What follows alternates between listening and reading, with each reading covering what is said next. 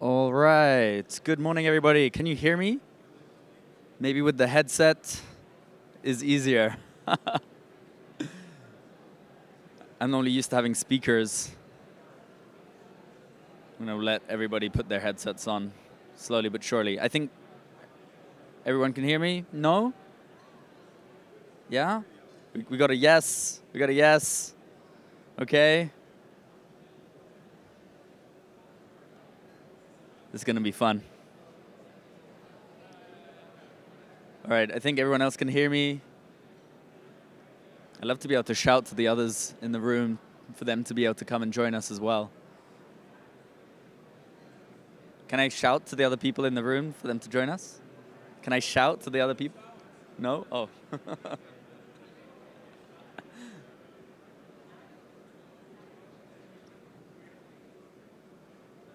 Okay, I'll bring more people in a bit. Fantastic. Well, thank you so much for being here. It's quite an interesting experience to be able to hear me from these headphones. Can you hear me without the headphones? Yeah? All right, fantastic. So welcome to the Cardano Summit Innovation Stage. I hope that you were able to enjoy some of the keynotes that we heard from Marwan, Fred, and the likes. It's been quite an impressive conference so far. I actually really appreciated yesterday. I don't know if all of you were here for Battle of the Builders, but I think it's quite impressive to be able to see what some of the startups are doing on Cardano. It's always the projects that are the most interesting things for the protocol. Today we have some amazing speakers as well. There are really 4 main areas of discussion that are going to be had on this stage specifically. So the first one is operational resilience. I'd actually have loved to kind of hear your thoughts on operational resilience, but I can't really hand over the mic to you. But essentially, operational resilience is a very important one for the Cardano at the moment, going through this bear market, trying to bring more builders, trying to build more projects. So operational resilience is going to be one that a lot of our speakers today on this stage are going to be talking about. The second one is education. Education is important. It's the first time that they're hosting a Cardano Summit in Dubai, so bringing further community, being able to educate around what Cardano is building, what are they doing. And the last one is around adoption. So, of course, adoption, bringing more people in, telling them some of the things that they're doing. I was just speaking with the UNHCR, for example. It's quite impressive that Cardano are able to work with such a large organization. So you're going to have some amazing people on stage here. Don't hesitate to ask them as many questions as you feel like. It's going to be a really, really great day. I hope you've all got your tickets for the desert experience after. I think that's going to be quite an incredible one as well. Feel free to go and check out the info point if you still want to get there. I think they're sold out, but maybe you can get lucky. I know that there's somewhere around the conference where you can get into the raffle for the desert experience and to get some gala dinner tickets as well. So if you haven't done that yet, feel free to do so. But without further ado, I think I will let the first speaker come onto the stage. I think it's a lady that really doesn't need much of an introduction, at least from the Swiss side of things. A lady that's been a core pillar of the Crypto Valley ecosystem. For those of you that don't know, the Crypto Valley is what we consider, let's say, the larger national landscape of Switzerland's blockchain ecosystem. It's one where Ethereum was founded. Most of the larger protocols are based there, Cardano included. There's around 1,200 crypto and blockchain companies there. So for such a small country, it's a really impressive one. And Tracy with CV Labs have done such incredible features for the ecosystem. So let's give her a great round of applause so that she can discuss a VC perspective around Web3 ecosystems.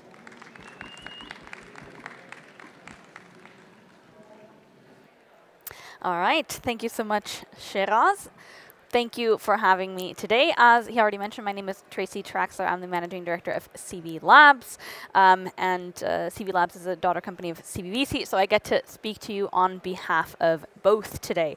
He already mentioned I'm going to be taking a look at sort of the current state of the Web3 ecosystem from a VC's perspective. So to get things started, we can skip the legal disclaimer. One of the things that we always like to say is innovation has never been as fast as today, but will never be as slow again, ever. In the 1940s, there was a famous economist called Joseph Schumpeter, who developed this theory of innovation cycles. So this idea is that there's different technological innovations that fuel business models for a certain number of years before sort of the next hot topic comes along. And since Schumpeter, there's been a number of economists that have studied this concept and have looked at the last 250 years, so from the Industrial Revolution to where we are today, and they've found that, interestingly enough, the length of these innovation cycles has shortened over time. So what used to take 60 years in terms of cyclical evolutions is now taking 30, 25 at times. And so it's something that we're certainly fascinated by, and something that we'll look into a bit today with regards to the innovation cycle that we think we are in with regards to Web3. So in preparation for today, our team looked at a number of different statistics with regards to the estimated scope or value of blockchain and the business models that it's set to empower. And we got a lot of different numbers. Depending on who you ask, the value is anywhere from 400 billion to 1.4 trillion, which is encouraging because it means whoever is right or wrong could be off by a margin of error of up to $1 trillion. But nevertheless, even if it's just 400 billion, we still think that that's a very impressive number, and certainly something that makes blockchain and Web3 something that we think is sort of critical for us as a VC to be looking at. Now, we focus our investment thesis on blockchain for three reasons. There's sort of three underlying pillars, we think, that make blockchain an interesting area for us as a VC. The first is we think blockchain serves as the cornerstone of Web3 and thus the future development of web in general. It's a catalyst technology for every other major tech megatrend. So whether it's AI, Internet of Things, clean tech, personalized health, etc., all of these megatrends rely on reliable data, and we think this is where blockchain serves as a key component with regards to fueling these different megatrends. And the third, of course, is social megatrends. We think that this aligns very closely with the underlying ethos of blockchain, right? This idea of creating transparency, of decentralized consensus mechanisms, and that is something that feeds directly into this idea of, again, how do you manage public data? How do you manage identities? How do you ensure that people have access to transparent, correct information and are making decisions based on that type of information? So it's something that we believe in very strongly and something that we utilize in order to essentially guide the way that we make decisions about the types of projects that we invest in. Now, unfortunately, we're certainly not alone when it comes to this. So leading institutions and thought leaders have adopted a similar view and are actively acting on that view. So when you take a look, I've listed 4 excellent reports that I encourage you to dive into, published by, again, leading institutions from their respective fields that actively take a look at the value that blockchain as a technology brings to their respective industries. Blockchain does have one challenge, though, and that means that we are often a largely invisible technology. That's not necessarily a bad thing. A lot of good things, a lot of essential things are invisible: air, gravity, etc. But at the end of the day, one of the things that, for example, pushed AI into, let's say, the general recognition of the public was ChatGPT, because it put large language models at your fingertips as a general user. You may not have necessarily had that type of exposure to AI really with your knowledge up until that point. And we think that this is something that, again, blockchain is currently confronted with, right? This idea of how do you demonstrate the tangible value of blockchain.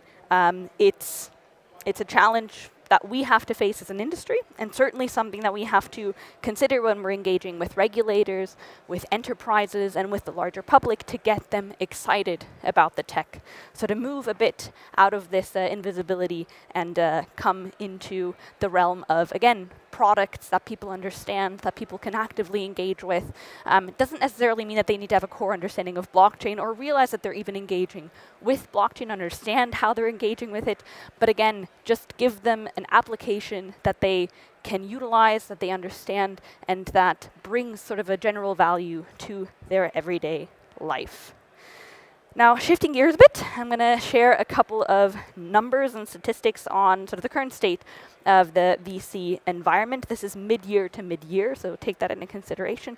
And they're high-level stats on global venture funding, both broadly as well as within the blockchain space specifically. So first up, let's take a look at global VC deal flow within the past 12 months. Now, it's no secret, it's been an interesting 12 months. So of course, deal flow has unfortunately gone down significantly during that time.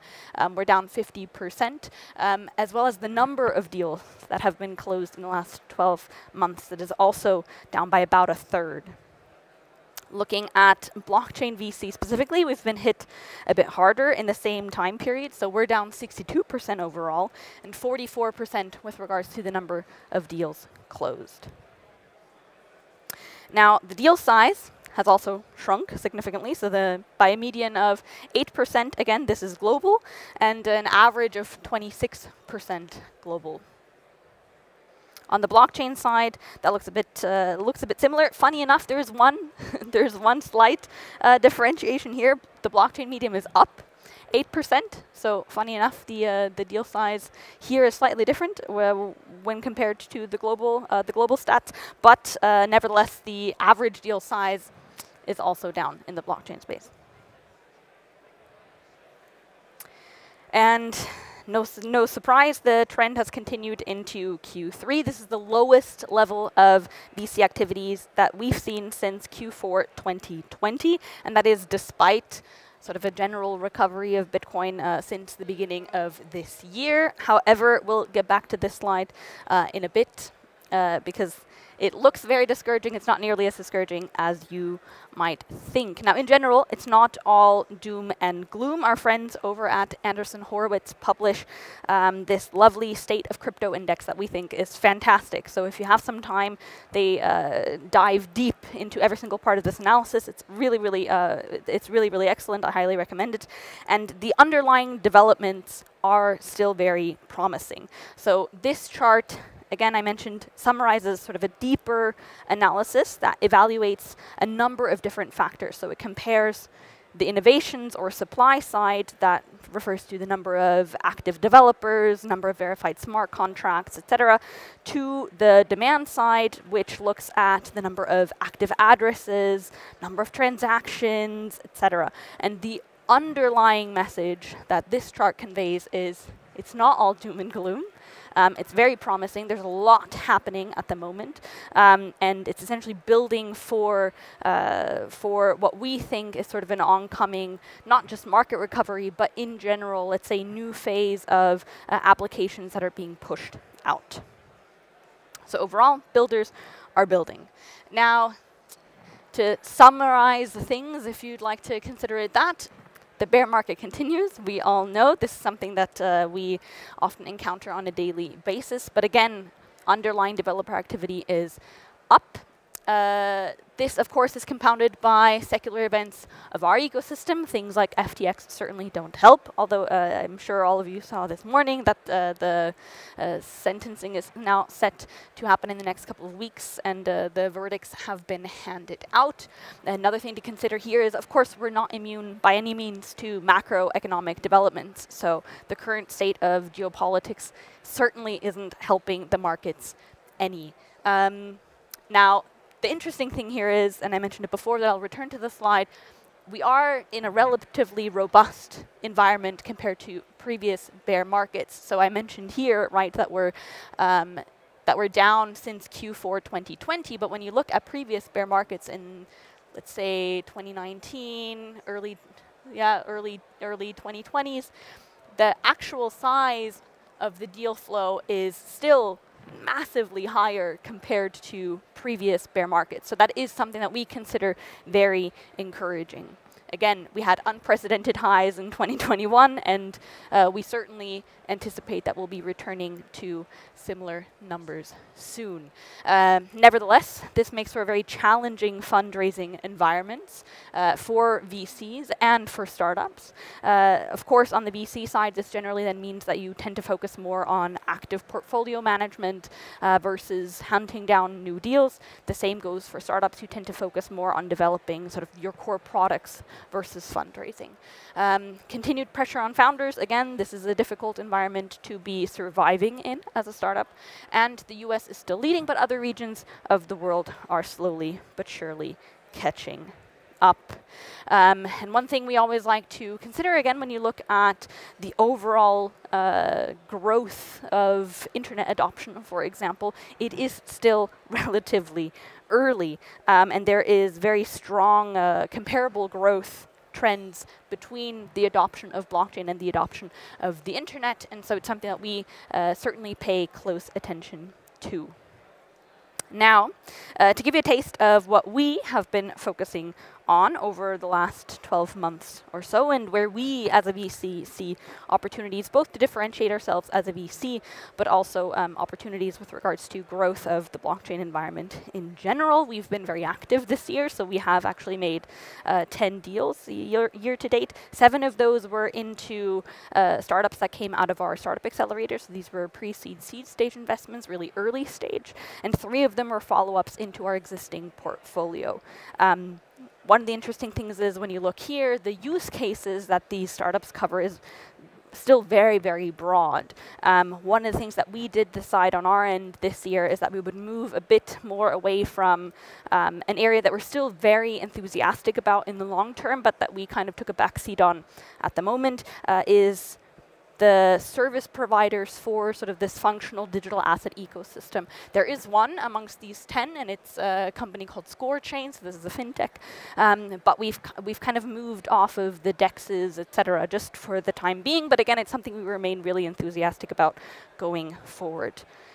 So for us, it's been, again, an active year. Nevertheless, of course, we're focusing very strongly also on sort of portfolio management and assisting our founders in, again, what has been a challenging time. Now we have 2 core themes that we focus on as a sort of quote-unquote differentiation opportunity as a VC. One of them is Africa. We're very, very bullish on the use cases that are coming out of that continent. Beyond sort of banking the unbanked and financial inclusion, we think that there's a lot of opportunities there when it comes to things like data ownership, identity solutions, smart cities, et cetera. So it's an area that we're very, very active in. And one of the things that has been really exciting to see is that the founders that we've seen come out of this continent are really, sort of building very local solutions to local problems that we, in our own market, whether it's Europe or North America, have not encountered. But the value that blockchain demonstrates in those use cases is so apparent that it's very encouraging for us because, again, you see the diverse range of applications that can come out of this tech stack empowered by, again, the realities of local situations on the ground. So it's been a very, very interesting foray for us. Again, we've made a number of strategic investments in startups that have come out of the region, and you'll see later, we have a dedicated fund that is focusing specifically on investments into that region. The other thing that we remain really enthusiastic about is, again, it's one of those 3 pillars that we mentioned earlier, is impact, right? So taking a look at blockchain's alignment, let's say, with the different social megatrends that we see at the moment. We think, again, blockchain serves as an underlying solution for a lot of problems that are coming out of this space in particular. And without actively looking for it or without actively searching for it, we found that about 80% of the projects that we've invested in coming out of Africa actually have sort of a UN SDG component, if you want to call it that. And over 50% of the projects that we've invested in globally have some sort of component. Again, I think that it's just because the nature of the technology itself aligns very closely with things like transparency, data availability, etc. So it's something we're quite excited about. A few words on us as a company.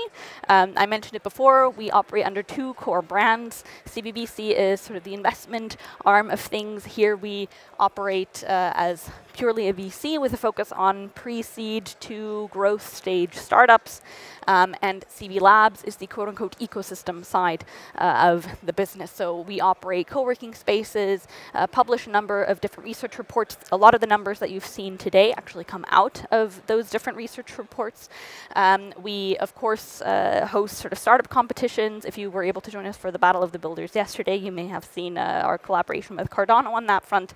And something also very much worth mentioning is with regards to our accelerator. So we accelerate projects not just on behalf of CBVC, but also partner with different protocols and companies in order to accelerate projects on their behalf. If you're interested in hearing more about that, my colleague Yanis Aguilar is sitting over there. He heads up our accelerator, and I'm sure he'll be happy to chat to you.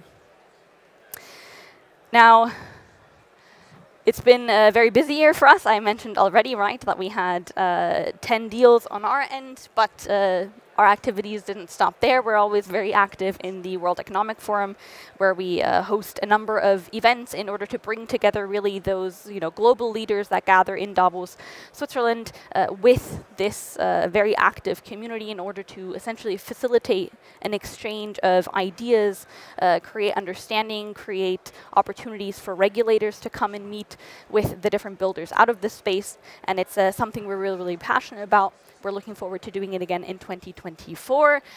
We completed our latest batch of our own accelerator, which again hosted a lot of startups globally. I think 3 of them came from the African continent. And again, just the quality of the founders that we're seeing coming out of these regions is absolutely astonishing. We welcomed a number of new board members into our board that included the likes of Philipp Rösler. If you are from Europe, you may recognize the name. He is the former vice chancellor of Germany. He also headed up the World Economic Forum under Charles Schwab for a number of years. So really excited to have him on board. Yvonne Bettkoper, she is the head of digital transformation at the Volkswagen Group, previous head of Amazon Web Services for the DACH region, and Alex von Frankenberg from the High-Tech Gründerfonds, which is one of the largest public funds out of Germany. So we're really excited for sort of this next phase that we're heading into again, and we think there's an awful lot of opportunities that the current market situation also presents to us as a VC and as a community. Of course, it's a challenge for us also to then make sure that we offer enough support to our portfolio companies. But again, overall, lots of things ahead. I won't go through the entire list.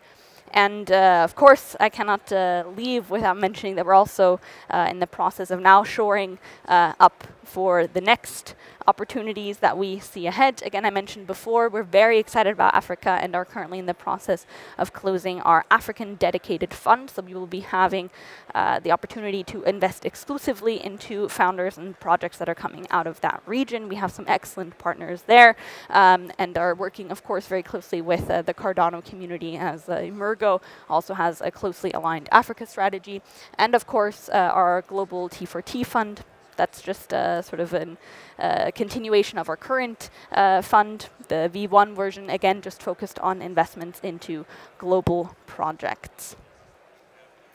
If you do happen to stop by Switzerland come January, please do make sure to join us in Davos. It's an open invitation. You can find out more online or shoot me an email if you'd like to get in touch. And that takes us to the end. So I hope this has been a message of encouragement. I hope you've learned something from those numbers and are as excited as we are about being part of this space. Thank you so much.